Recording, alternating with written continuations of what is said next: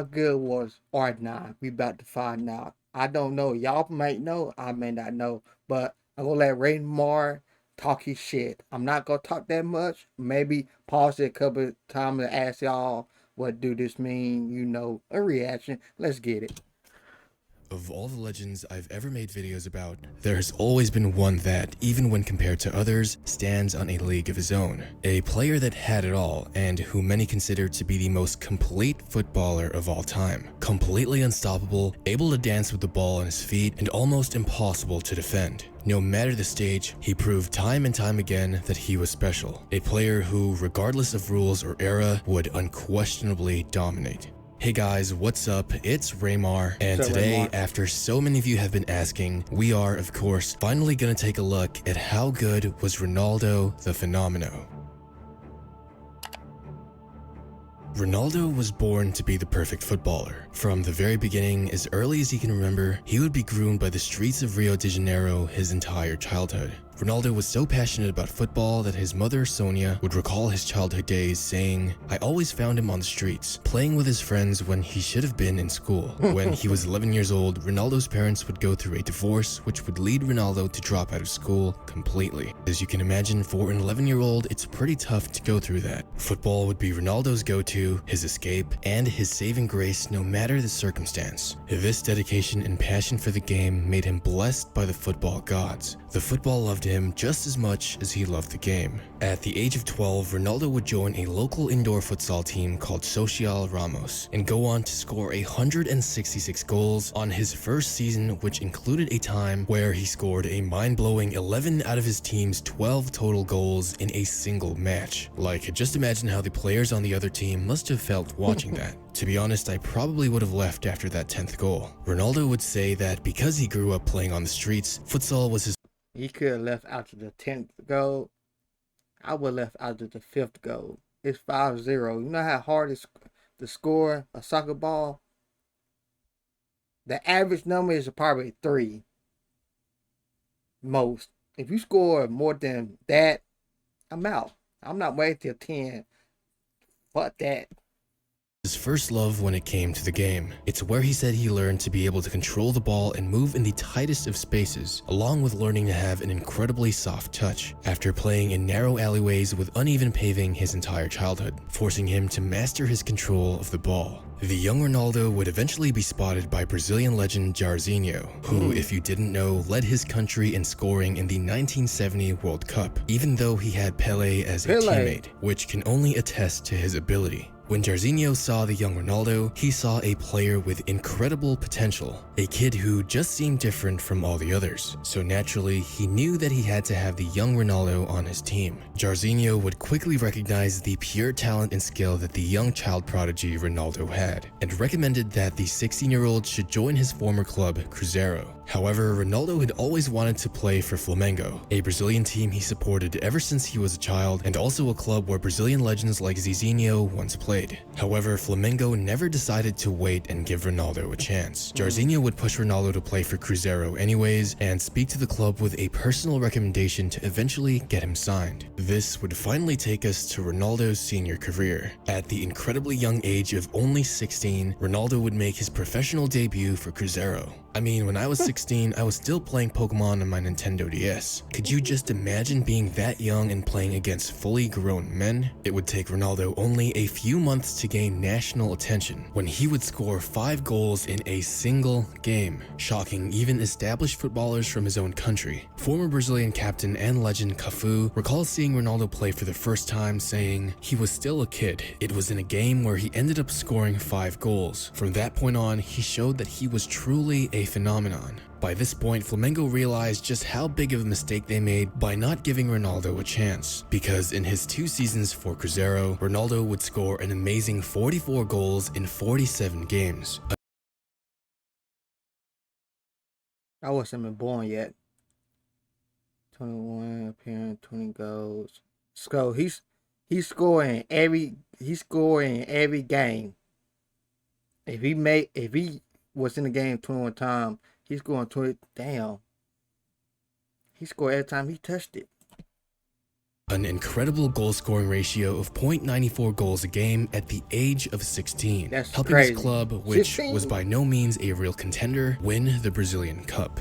Ronaldo, as a 17-year-old, was asked to join the Brazilian national team for their 1994 World Cup run. Brazil would go on to win that World Cup, in which Ronaldo did not play at all, or for that matter, wasn't really even needed. But the experience of his seniors and multiple legends on that team would help mentor him as much as they could, along with giving Ronaldo a taste at world victory. After the 1994 World Cup, Ronaldo would move to the Netherlands to play for PSV Eindhoven, after former Brazilian teammate and legend Romario. He hopped off the jet.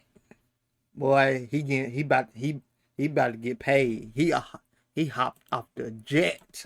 In which Ronaldo did not play at all, or for that matter, wasn't really even needed, world victory. After the 1994 World Cup, Ronaldo would move to the Netherlands to play for PSV Eindhoven, after former Brazilian teammate and legend Romario, who won the 1994 World Player of the Year and 1994 World Cup Golden Boot and Golden Ball, would recommend Ronaldo to play for the club, as he himself had played for them. Ronaldo would continue his absolutely phenomenal play by scoring 35 goals in 36 appearances in his first season in the Eredivisie, an insane 0.97 goals per game ratio. In fact, after scoring a hat-trick in the UEFA Cup against Bayern Leverkusen, German World Cup winner Rudi Völler said, "Never in my life have I seen an 18-year-old play this way. Ronaldo was so skilled at dribbling the ball, it was like it was glued to his feet," with some even saying that it seemed like he was even faster dribbling the ball than running without it. His second season at PSV would see him suffer the first injury of his career. My boy on 9, he a cheat code. 16, at 16, 17, I don't know how old he is probably now. He probably was 18. He a fucking cheat code. He scored every time he touched the ball, almost damn near. Every time he was in the game, he scored. Damn, that shit crazy. Career, causing him to play nearly 50% less matches than last season. But nevertheless, before he went down, managed to score 19 goals in 21 games, still nearly a goal per game ratio, all at the age of 19. Before he would even turn 21, he broke the world record transfer fee of 19.5 million euros, which back in 1996 was an absolutely insane amount of money. When Barcelona... How much money is that? Say again. I told you he getting paid. He hopped off the jet. At the age of 19. Before he would even turn 21, he broke the world record transfer fee of 19.5 million euros, which back in 1996 was an absolutely insane amount of money. When Barcelona decided to go all out and grab him, he would be worth every single cent and more, as during his first season, Ronaldo scored an insane 47 goals in 49 appearances, winning him the La Liga Top Scorer Award and the European Golden Boot. He would also help Barcelona win the UEFA Cup by scoring in the final itself, along with winning the Spanish Super Cup and Copa del Rey, all at 20 years old. Ronaldo was at his physical prime at 20. See, if that was me, I would be like my boy Ranijo. I would be partying all the time. I don't know why I want to celebrate, but at 20 years old, you breaking records, you scoring every match. Yeah, I would be at the parties all the time. At Barcelona, being insanely fast and strong, along with having the perfect size for a forward to be able to body defenders trying to get rough. And often, many of his goals would include him running around the goalkeeper like he was playing with kids. An Atletico Madrid player, Quentin Fortune, would say, "As a kid, I wanted to be Pele. I bought all the books, all the videos, and I studied what I could to be like the best. I set off on that path. Then I met Ronaldo.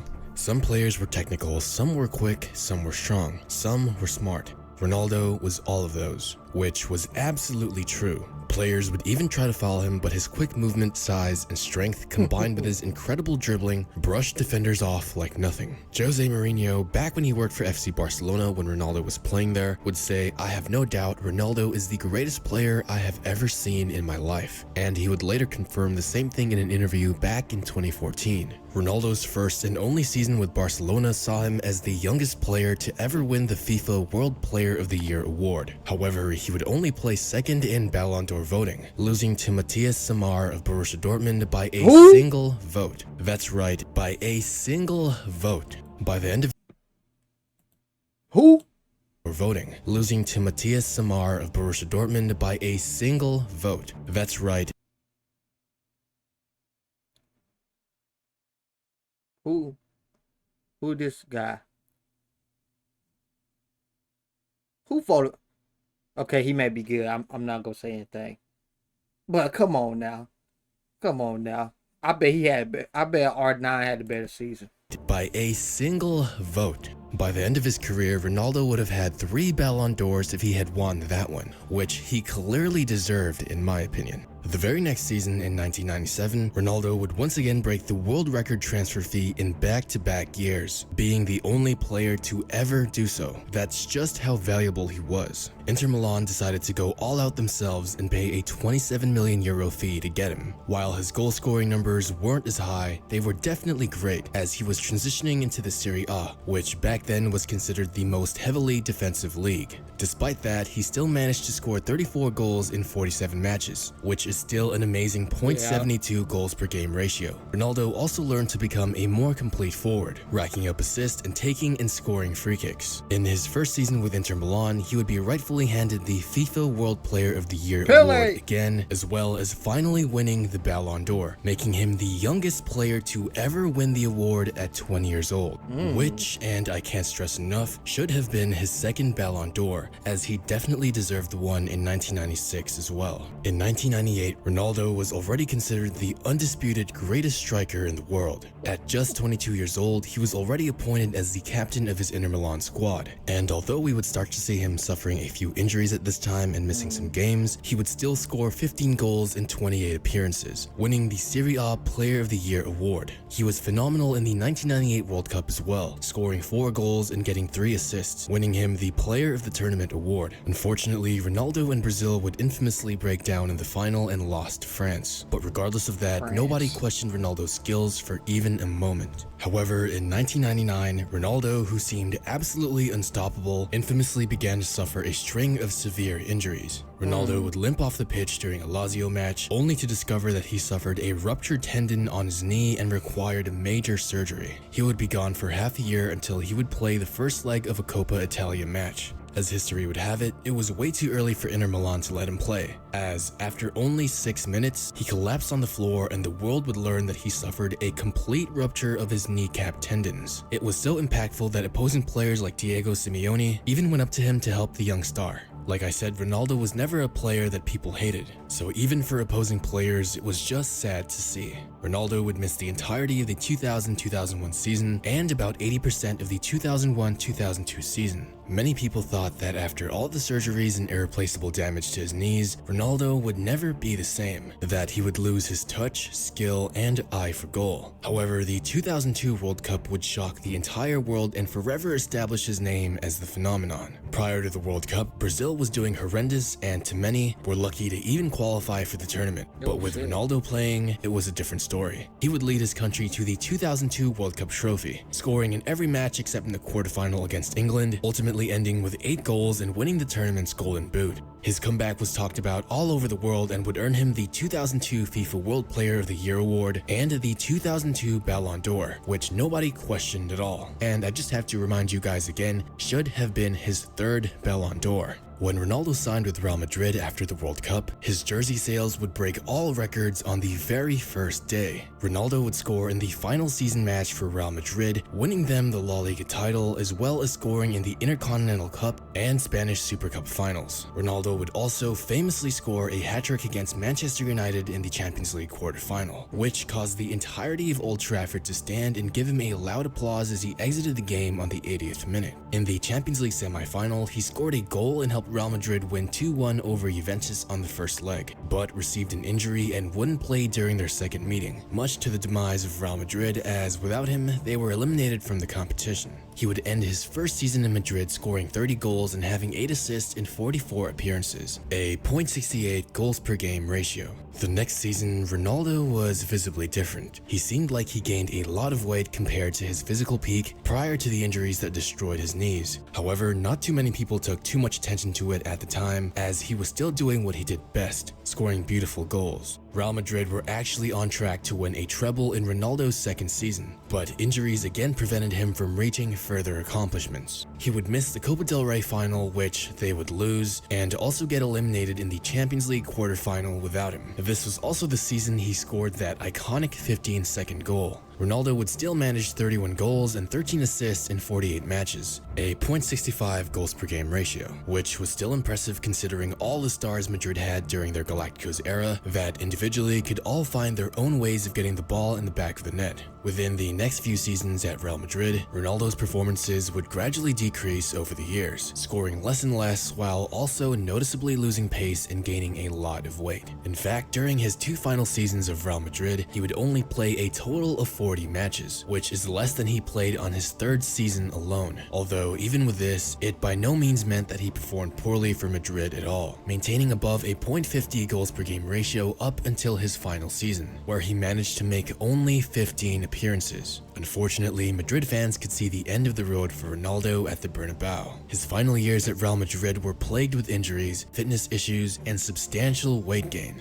Although he still had the skill, unfortunately, Ronaldo's body simply couldn't keep up with it. And with this, Ronaldo would depart Real Madrid in 2007 and head back to Italy to play for AC Milan. Despite the clear lack of fitness, Ronaldo still managed to score 7 goals in 14 matches, a testament to his pure skill alone. It's when he was in AC Milan that, on top of all the injuries he received during his career, he was diagnosed with hyperthyroidism.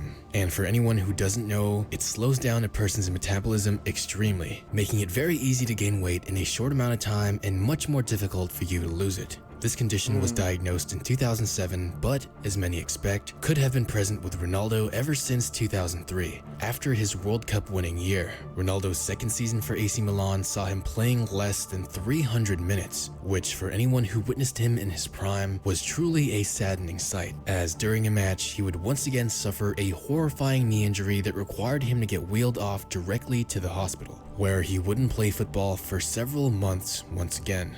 Ronaldo would finally go back to Brazil to play the last few years of his career. In 2009, if you were to look at Ronaldo and didn't know any better, you would think that he was already retired, as his weight gain was even more severe. Nonetheless, in his 3 seasons with Brazilian side Corinthians, he managed to help them win the Brazilian Cup in 2009. Although clearly a shadow of what he was before, Ronaldo was still loved by the people to no end. Every single game he scored in sent fans absolutely wild with happiness at just seeing their idol score once more. In fact, in his first season, he scored 8 goals in 9 matches, rallying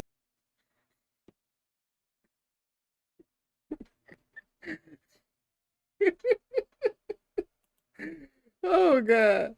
Ronaldo was still loved by the people to no end. Every single game he scored in sent fans absolutely wild with happiness at just seeing their idol score once more. In fact, in his first season, he scored 8 goals in 9 matches, rallying the citizens to request the Brazilian national team to call him up just one more time, for old time's sake. That's just how much the people of Brazil respected and loved him. They knew he wasn't there to score and dominate like he used to, but to just see him touch the ball and even score made the fans go absolutely wild. Watching him score some of the last goals in his career, you can't help but They broke it.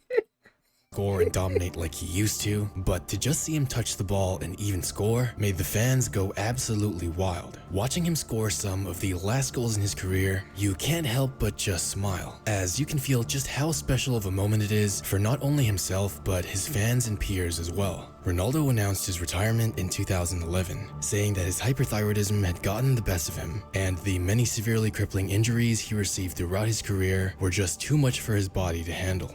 To this day, Ronaldo remains one of the most iconic players ever, and to some, he was even the greatest. For me, I believe he was the most perfect and complete forward that has ever played. His ability to score, dribble, and finish on top of his strength and speed in his prime, at least to me, is on a class of its own. He wasn't lucky enough to win the Champions League because of crucial injuries and unfortunate times, but that doesn't take anything away from his career. Ronaldo would certainly be my main choice as the starting forward for my all-time 11, and I have no doubt in my mind that he certainly belongs there. If anything, Ronaldo's story only makes me appreciate players I loved watching even more. We never know when something might happen to them or when they'll finally hang their boots for the last time. That's why I made it my mission to watch my favorite players for as long as I can. And you can do it too with ESPN Plus. ESPN Plus lets you watch your favorite football matches live in HD and in any device you could possibly think of. From Serie A to Bundesliga, FA Cup, MLS, or international friendlies, ESPN Plus has you covered. You can also replay and watch whatever you want, whenever you want. And watch programs like ESPN FC for all things football, or keep up to date with the latest scores, news, or tables from every top league around the world. ESPN Plus is my go-to to watch my favorite player, Cristiano Ronaldo, in action. You can also watch hundreds of original content and programs from a bunch of different sports as well, all for the price of $5.99 a month. An incredible steal. So check out the first link in the description and sign up for ESPN Plus today. But that's all from me today, guys. This video was made possible by Alaric Aguilar, Owen Torres, Carlos C.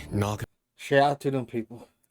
But hey, R9, like, you can't get mad at him at the end of his career. He did everything for Brazil. He did everything for the teams he played for. Even he went back to his old team and he did things for them while his health was in the best shape of his entire life. Not entire life. At the end of his career, his health wasn't good.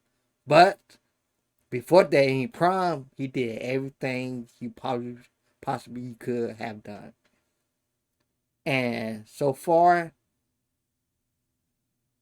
Ronaldo, I'm sorry, I probably say his name wrong. R9, Robert, okay, they my first time watching them. R9, Ronaldinho, and Robert. This my first time watching them. I know about Pele. I watched his movie. I seen documentaries of Pele, but I haven't watched his videos, like he videos. But I know about Pele. And like Brazil got so many good players. It's so hard to fucking choose. Neymar, he like that five one right now. Shit. Hey, I know he got more people telling me react to damn, I forgot his name. Um Mario. I think it's Mario. People telling me react to him. It's so many good Brazilian players. It don't make no sense. But anyway, if you want more, hit that subscribe button, comment below, like the video. I'll see y'all in the next one.